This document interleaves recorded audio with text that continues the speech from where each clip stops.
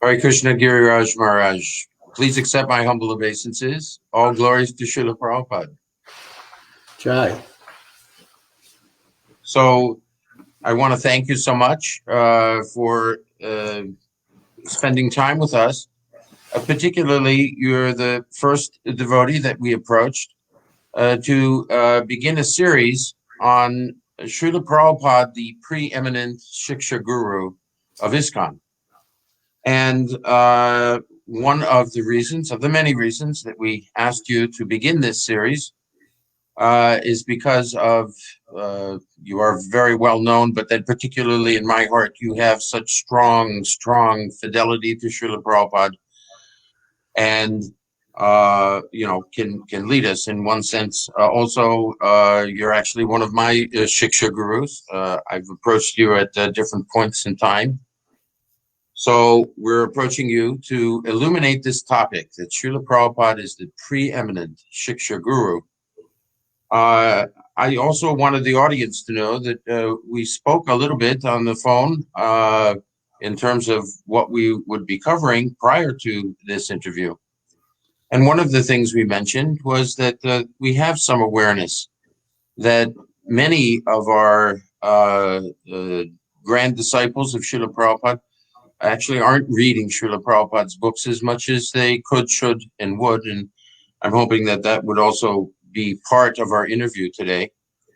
You had sent me a number of quotes from Srila Prabhupada, and one of them was this morning walk that Srila Prabhupada had in Perth. Maybe you could tell us, start off by telling us that. Yes.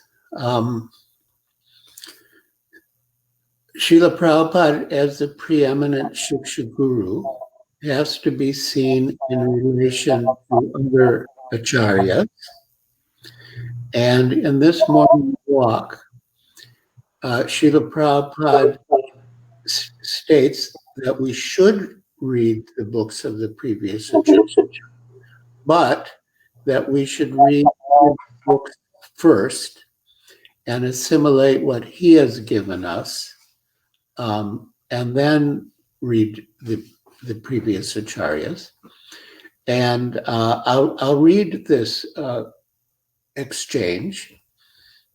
Amoga says, Srila Prabhupada, I remember once I heard a tape where you told us that we should not try to read the books of the previous acharyas, that we should not try to read Bhakti-Vinod books or earlier books of other acharyas. Prabhupada, I never said that. Amoga, you didn't say that? I thought you said that we should not read the previous acharya's books. Prabhupada, no, you should read. It is misunderstanding. Paramahamsa, I think maybe he was thinking that there was some things about some of the Gaudiya Math books. Prabhupada, maybe. And sometimes you said that better to read your books. And then Amoga says, maybe the reason was that the devotees were going to the Gaudiya Math to get the books. Anyway, Prabhupada said, who said that is wrong? We are following previous acharyas. I never said that. Paramahamsa, all of your commentaries are coming from the previous acharyas. Prabhupada, yes. Jayadharma, but that wouldn't mean that we should keep all the previous acharyas' books and only read them. Prabhupada, that is already there. You first of all assimilate what you have got. In other words, you first of all assimilate what Prabhupada has given us. You simply pile up books and do not read. What is the use? Paramahamsa, practically speaking, Srila Prabhupada, you are giving the essence of all the previous acharyas in your books. Prabhupada, yes.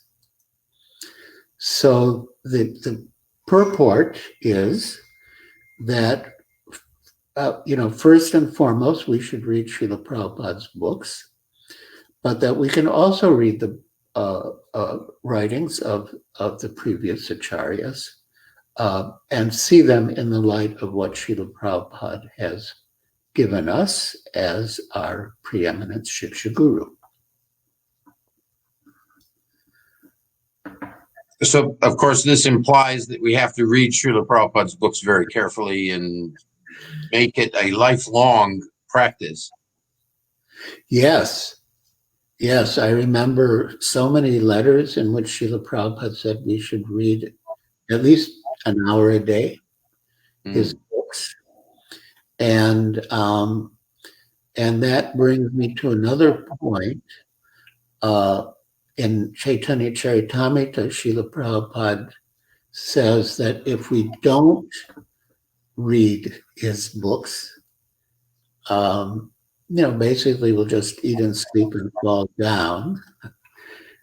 I'll read that quotation because it's very powerful. So the verse in Chaitanya Charitamrita, which is Madhya 25-278, says, men become strong and stout by eating sufficient grains. But the devotees who simply eat ordinary grains, but do not taste the transcendental pastimes of Lord Chaitanya Mahaprabhu and Krishna, gradually become weak and fall down from the transcendental position. However, if one drinks but a drop of the nectar of Krishna's pastimes, his body and mind begin to bloom, and he begins to laugh, sing, and dance, which is very nice. And in his purport, Srila Prabhupada writes, all the devotees connected with the Krishna consciousness movement must read all the books that have been translated. All the books that have been translated. Parentheses. The Chaitanya Charitamrita, Srimad Bhagavatam, Bhagavad Gita, and others. Otherwise, after some time, they will simply eat, sleep, and fall down from their position. Thus, they will miss the opportunity to attain an eternal, blissful life of transcendental pleasure. So we don't want to miss that opportunity. And we want to remain enthusiastic and convinced. Fall down from their position doesn't mean necessarily to fall down in the grossest sense, but it could mean very well to become weak in one's convictions and to lose enthusiasm to practice and preach Krishna consciousness. When we look at this idea of spending time on a daily basis to read Srila Prabhupada's books, that sounds like the instruction is the equivalent of every single day we have to spend time to chant 16 rounds. Are we looking at this as almost an equivalent of the two? They're somewhat comparable. Of course, in Chaitanya Charitamrita, Srila Prabhupada writes that of all the instructions of the spiritual master, the instruction to chant a minimum of 16 rounds is most essential. So it's true that when we have a lot of service, we may reduce the reading, but we can't miss the chanting of 16 rounds. But under ordinary circumstances, which are most usual, we should also read.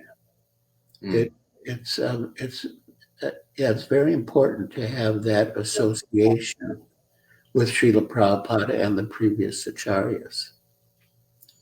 And then maybe you could expand on this point, that reading Srila Prabhupada's books is, in fact, having direct association with Srila Prabhupada. Yes.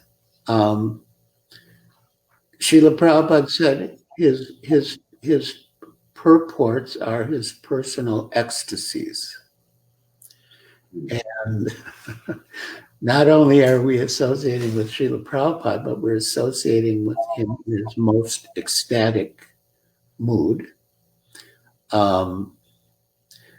Yeah, because on the absolute platform, well, we know that there are two ways of associating. One is Vani, which means words or transcendental sound, and the other is Vapu, which means a body or physical presence. And Srila Prabhupada often said, and it's the fact, that Vapu may or may not be present, but Vani is always available, and it continues to exist eternally. So, by definition, by reading Srila Prabhupada's books, we're associating with his Vani, which means we're associating with him. So it just maybe because some of us are still kind of thinking and feeling and existing on the mundane plane. If we had this figuratively speaking, Srila Prabhupada arrived and said, "Hey, anybody want to spend any time with me?" We would flock. Okay. But then do we have that same realization that, just behind you or behind me are his books? We should flock. What does it take to get to this point where we could understand that we should be flocking toward his books in the same way that he said, "Hey, I just came back here for a little while. Anybody want to spend any time with me?" How do we get to that level? Yeah, we should take Srila Prabhupada's books as personal instructions for us. Our godbrother, His Grace Burijan Prabhu, wrote a nice essay about prayerful reading. And the idea of the prayerful reading is that as we read, we should be praying for Srila Prabhupada to give us the instructions that we need. And so many devotees, I'm sure you're one of them, I'm one of them, so many devotees have said that at some moment of crisis or doubt or confusion, they opened Srila Prabhupada's books and the answer jumped right out at them. So Srila Prabhupada's books are alive. Sometimes it seems that the brain, our awareness, our consciousness is everything is always coming at us. There's nothing that ever stops. There's nothing empty, right? It's always being filled with something. Yeah. And the affairs of our daily work in Krishna consciousness, or some of us have business or something, brain's always being filled up. But is the brain being filled up sufficiently from Srila Prabhupada's words? Because at a certain point, we're called upon to be making decisions on our personal life, decisions on the projects that we're working on. How do we make sure that whatever we're deciding to do is imbued by Srila Prabhupada's instructions? How does that happen? Well, I always pray to Srila Prabhupada to guide me. Yeah, we should always be very humble. Srila Prabhupada used the phrase frequently, careful and cautious. Be very circumspect in what we do, be very introspective. what would Srila Prabhupada want me to do and pray for that guidance? Because we are fully dependent on Srila Prabhupada's mercy in every respect. And we want his guidance. We had a very good friend in Bombay named Dr. N.D. Desai, who was later initiated as Srinathji Das. And he was a major industrialist.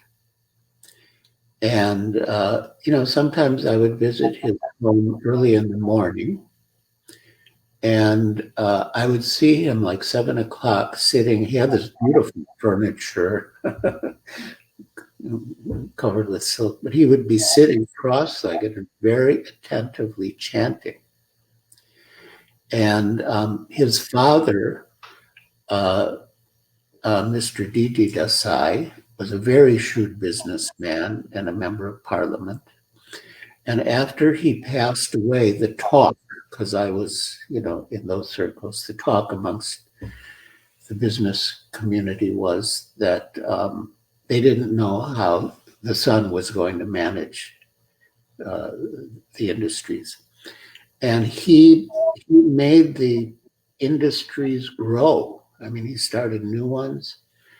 And he said that his early morning japa and sadhana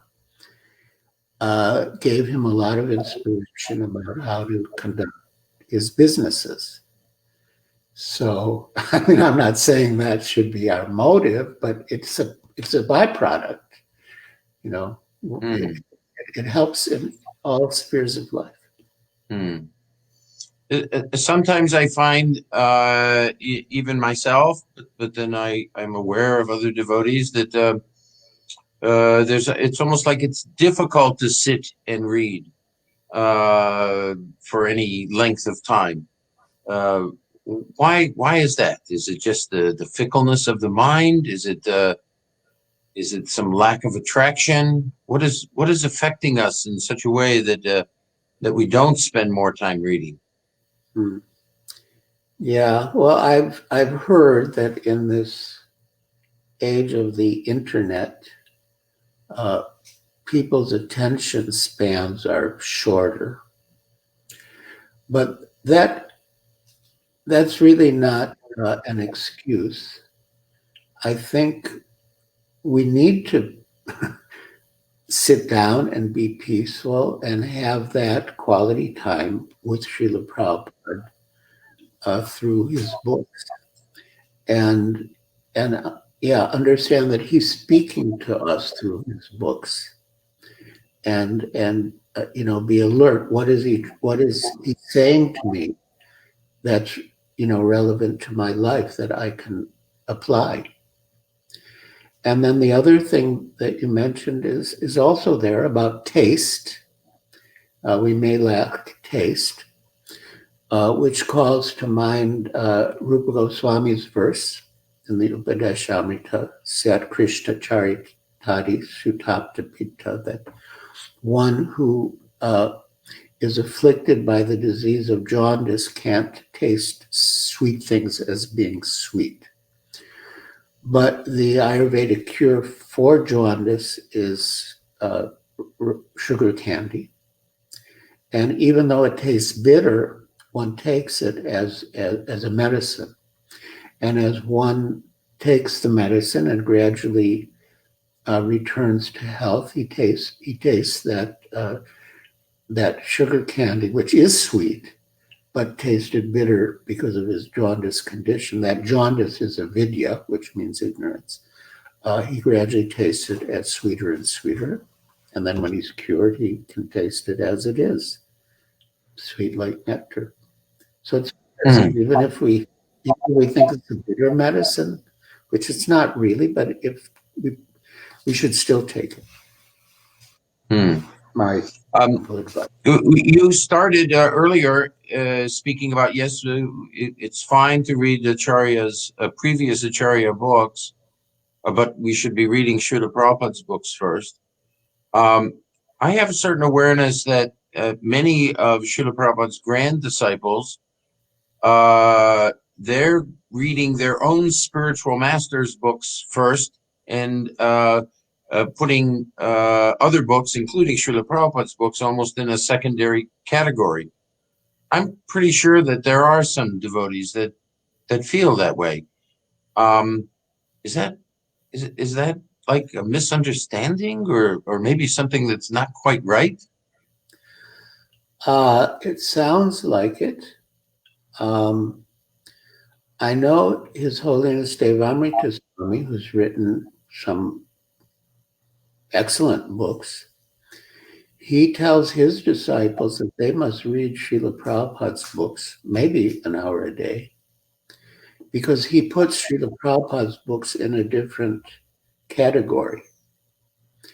And even in my books, I hope that, and of course I quote a lot from Srila Prabhupada, I hope that reading my books will inspire the readers to turn to Srila Prabhupada's books.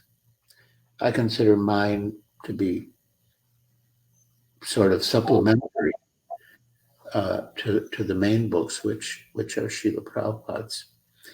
So, yeah, I really appreciated hearing from Devamrita Swami that he puts Srila Prabhupada's books in their own category and emphasizes that his disciples must read them.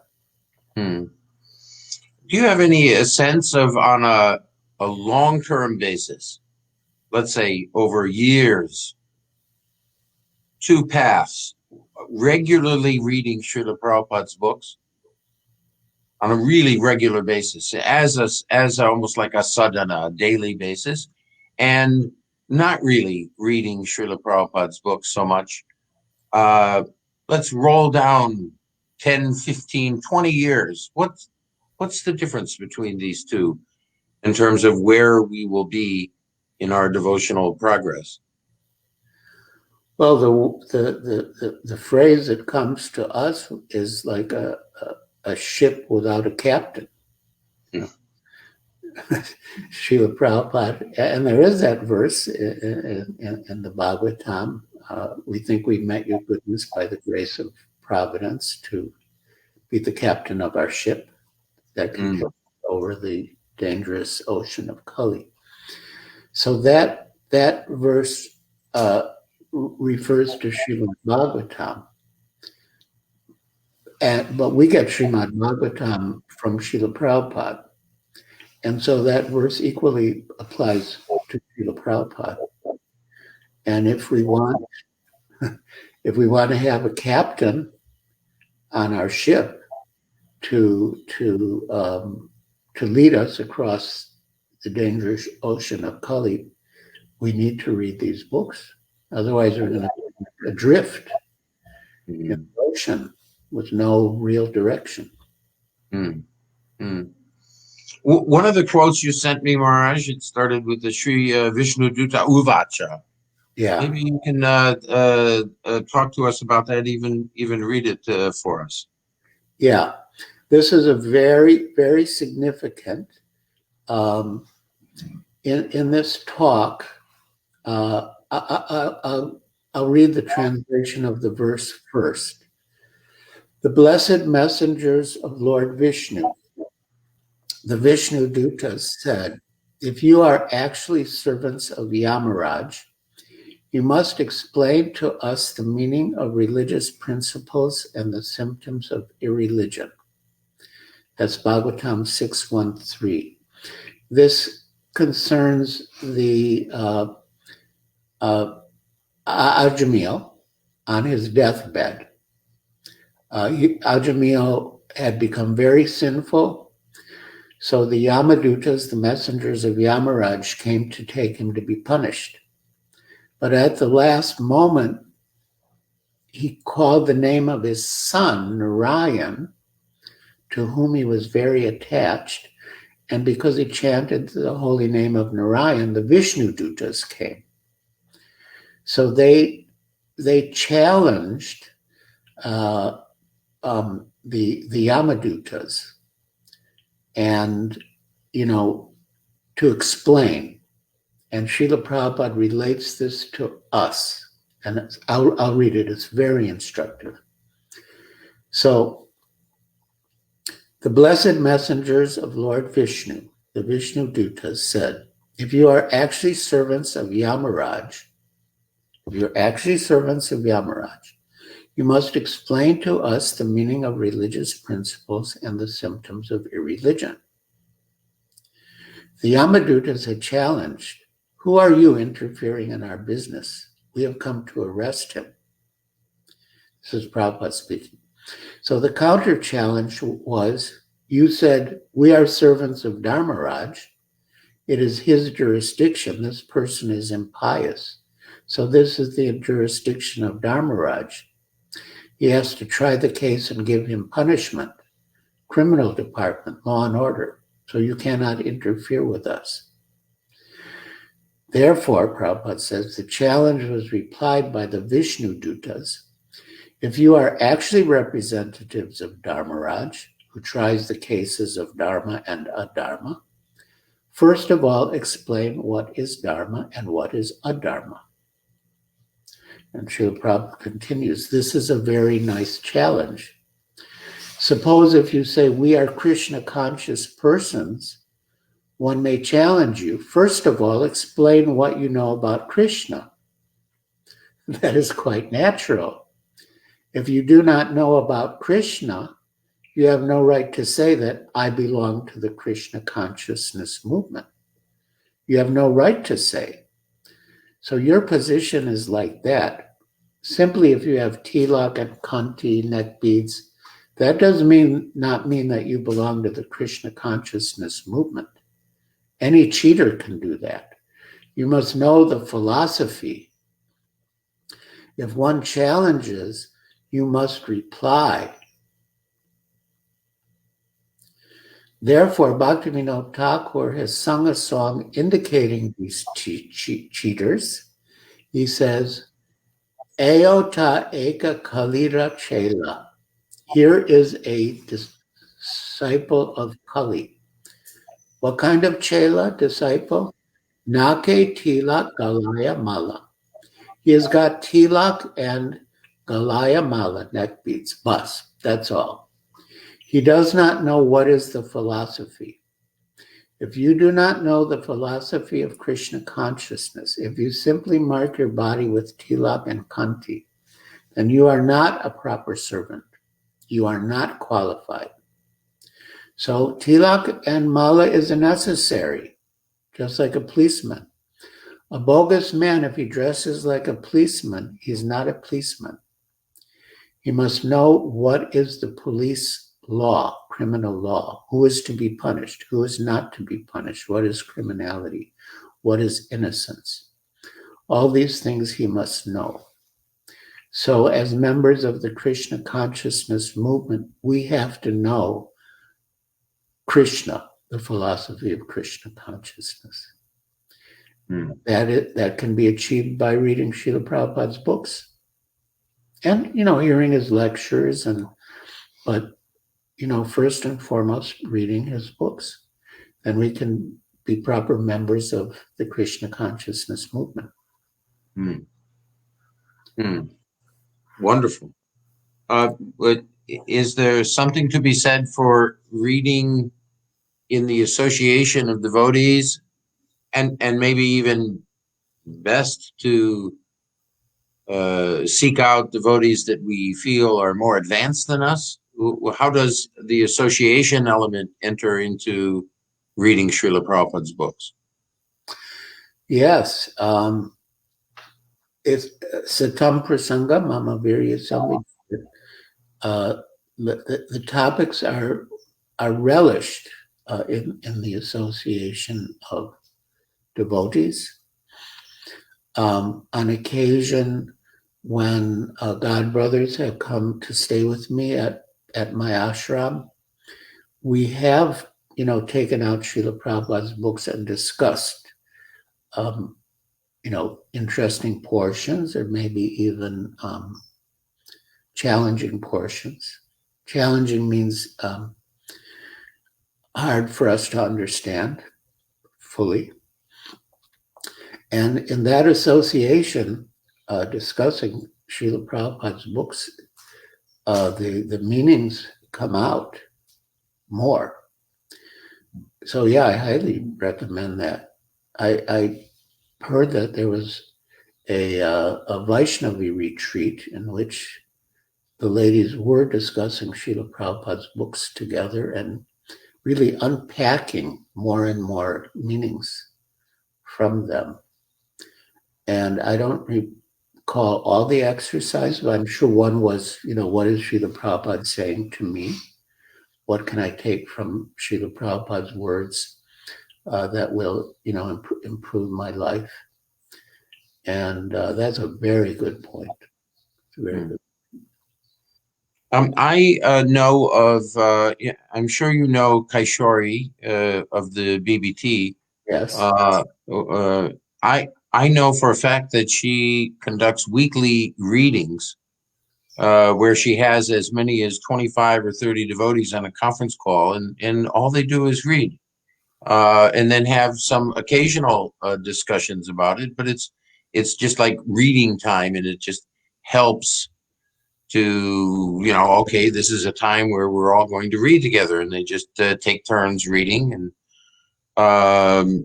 it would seem like we should do more of that kind of thing. Utilize the technology that we have to spend time together. What do you think of that? Yeah. His Holiness Keshava Bharati Das Goswami has been doing, regular readings for extended periods. He would be in Houston, and I would also be in Houston. And the readings would be broadcast on the internet, but the room would fill up with people just to hear him read. No comments as such, just to read out loud. And yeah, he had a large viewership on the internet, and he's a strong advocate of reading Srila Prabhupada's books out loud. And yeah, I found it very very exhilarating. I'd like to just come off of our discussion for a moment, just because you mentioned Keshava Bharati, and then earlier you mentioned Burijan, and then you also mentioned Devamrita. This series we started with you, and then we have a commitment from Indradumna Swami on our next Ekadasi to interview him. And we've yet to set up any more. And I want to do, between 8 and 10 of these sessions going forward. I want to have a few, 3 or 4 grand disciples speak about how their life is imbued and better because they are active readers of Srila Prabhupada's books. Then also I want to hear, first from our leaders. So who would you recommend that I approach to continue this illumination of Srila Prabhupada as the preeminent Shiksha Guru? We have Keshava Bharati, Burijan, Devamrita. Who else would you recommend? Oh, well, yeah, so many of our God brothers have deep realizations about reading Srila Prabhupada's books. And some of them give such priority to it that they read early in the morning, Brahma Muhurta, to get, the best benefit. I mean, there are many. One name that comes to mind is Ravindra Swarup Prabhu. Okay. And another one, I believe, is one of those that gets up early to read is His Holiness Sachinandan Swami. Who? His Sachinandan Swami. Sachinandan Swami. Okay, good.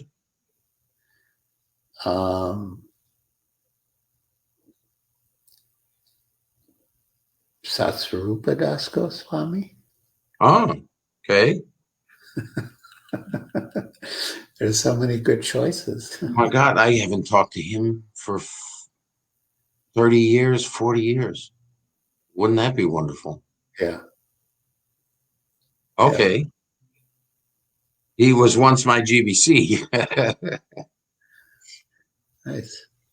In fact, he sent me to Dallas at one point. Okay. Those are some good suggestions. Thank you. I'll contact these devotees. We want to do this every Ekadasi. We're probably going to shift. Today we're doing an Ekadasi for the U.S. Based on the U.S. date, but in further, and we'll do that with Indradumna. But then after that, we're going to just choose the Ekadasi time of Mayapur, since it's our headquarters, and Yeah. we'll be changing on that.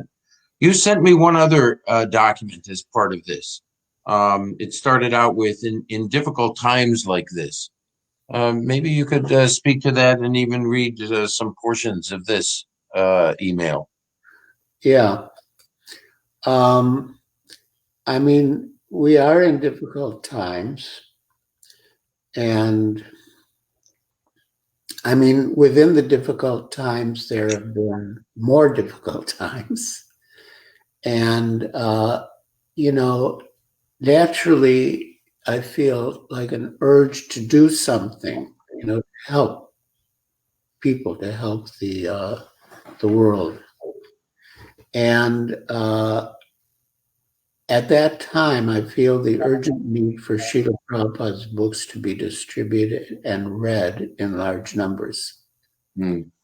For only such literature can enlighten people how to proceed in the right way. And I think of Srila Prabhupada's preface to Srimad Bhagavatam as being profoundly relevant, and I quote from it.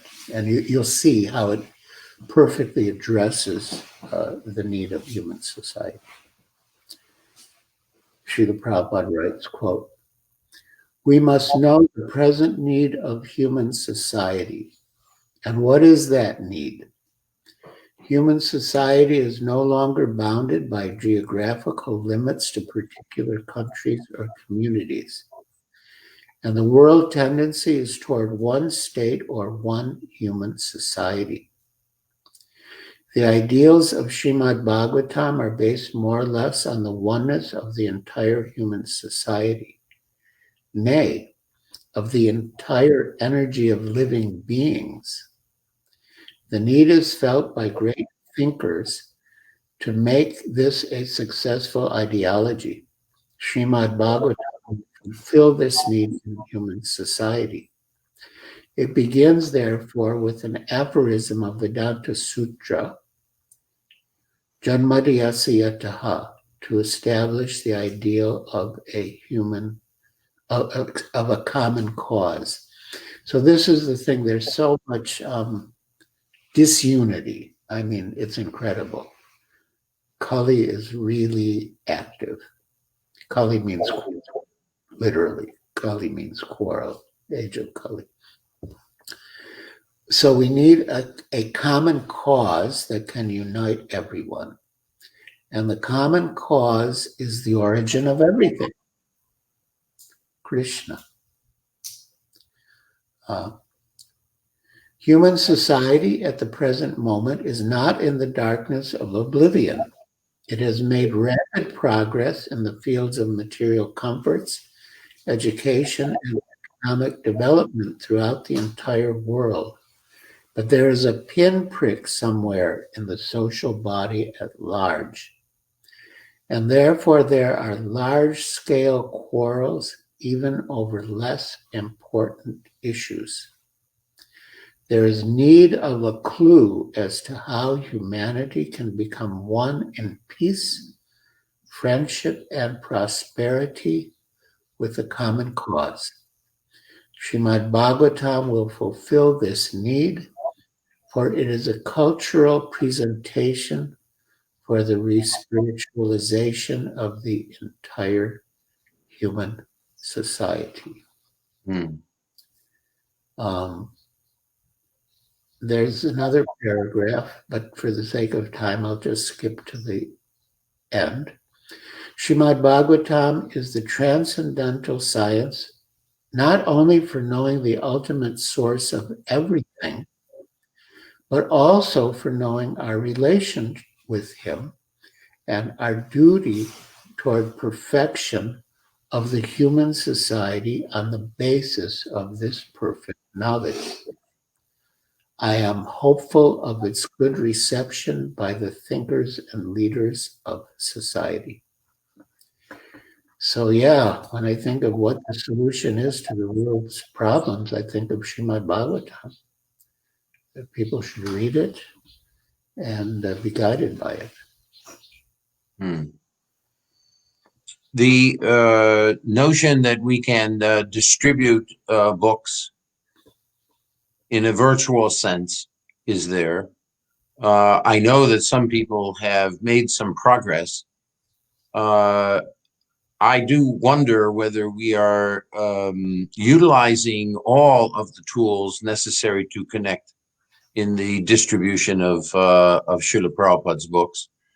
And what do you think we should be doing in this regard? Because this COVID thing is clearly going to last for some period of time. But then we have a second thing. It's lasting long enough so that many more people are utilizing online in a general sense, and our lives are actually going to permanently change. I don't know about the word permanent, but they'll be changed. We will spend more time doing face-to-face on Zooms, and we will be spending more time managing our lives and our associations through these mediums. So it seems like we have to revolutionize our style of book distribution, yes? Yeah, I mean, even in this coronavirus pandemic, ISV is kind of Valley under His Grace Vaisheshika Prabhu are distributing more books than ever. It's incredible. So yeah, Vaisheshika Prabhu is certainly a leader, not only in distributing Srila Prabhupada's books, but in reading them. And he's devised many programs to encourage devotees to read Srila Prabhupada's books. Such as, so we should add him to the list too. Huh? Definitely. And he has the slogan, "Become a sage, page by page." So, yeah, I think we can learn from him how how they do it at ISV, because they've been spectacularly successful even during the lockdown. Okay, so we're getting close to the end of our time. Maybe you can just give us some of your final words to encourage us to read Srila Prabhupada's books more. Whatever you would like to leave us with as some of your final words. Well, it might sound like an indirect answer, but Burijan Prabhu often says that the best way to learn something is to teach it. And so if we put ourselves in a position where we are teaching Srila Prabhupada's books or speaking on Srila Prabhupada's books, that will certainly be an impetus to us to study them, to be prepared. And I heard, and I've always taken it as truth, that Srila Prabhupada said that speaking about his books for half an hour is equal to reading his books for 2 hours. So, yeah, so I think that's very important to speak about Srila Prabhupada's books. as an impetus to study them and go deeper. And yeah. Yes, in Srimad Bhagavatam, Srila Prabhupada speaks about realization. He gives a nice definition of realization. And that is to be able to present the subject, of course, without changing the core principles, but to present a subject in a way that's interesting and appropriate for the audience. So in the process of speaking, we are forced to go deeper in our realization. We can't just that verse is in full. I don't. How quick would you be able to find that entire quote? Is that something you could find real quickly? Because there's a second part to that. In fact, there's even a third and a fourth. But the second part to that quote is that Srila Prabhupada ends that quote by saying that the ability to do that is, in fact, the definition of realization. In other words, if you are realized sufficiently, you're able to present the spiritual science in a manner that somebody can understand it. I mean, I could try to find that, but I'm wondering if you could find it quicker. And I think letting the audience hear that verse would be a really great way to. It's not a verse, of course. It's a quote. I think it's a purport. I'll try to find it quickly. Oops. Yeah. I think that I can also look at the same time, and we'll see who can find it first.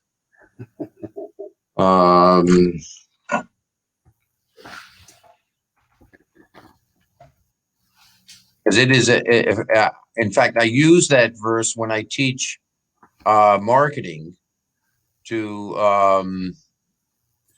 the devotees. I have a little course that I teach marketing. Oh. And so I use that verse as part of it. And unfortunately, I am not finding it so quickly. Here we go, maybe. Okay. Yeah, okay. So would you permit me to read it? Please do. Okay, so this is Srimad Bhagavatam purport 141. So quite early on in the Bhagavatam.